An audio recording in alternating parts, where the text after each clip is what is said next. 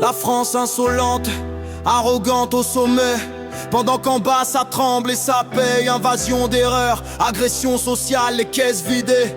Et la morale en cavale, les politiques délirent. Dans leur tour d'ivoire, déclaration de guerre pour détourner l'histoire. Un peuple souillé par des promesses fanées. 50 ans punition, droite-gauche, centre-aligné. Ils ont joué au chef d'orchestre, sans partition. Et nous les figurants d'une lente destruction. Les petits salaires en terre, leur projet endeuiller le 10, puis survivre, c'est le sujet. Extrême de qui?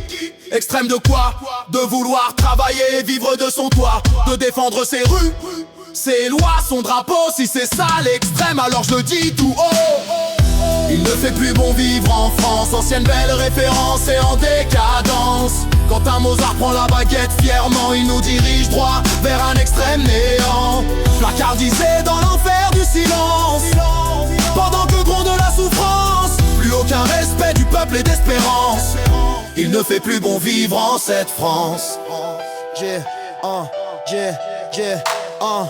La tristesse du pays gronde. Chaque jour on parle de progrès mais ça recule toujours. On nous vend la droite de droite comme l'extrême. Et l'extrême c'est quoi? C'est le système lui-même. L'extrême de quoi? De vouloir des règles, de remettre bout un pays qui chancelle. Si poser un cadre devient radical, alors le monde entier vit dans la normale. On pointe du doigt, on fabrique la peur. On divise le peuple pour masquer les erreurs, pendant que des nations imposent le respect. Ici on nous demande de s'excuser d'exister. Extrême de qui? Extrême de quoi?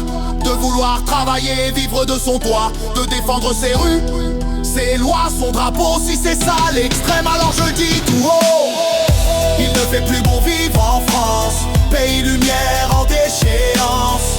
50 ans d'alternance, même sentence, même danse, même pénitence. Un peuple debout qu'on met à genoux, des dirigeants bien sourds face à nous. Plus aucun respect et plus de confiance.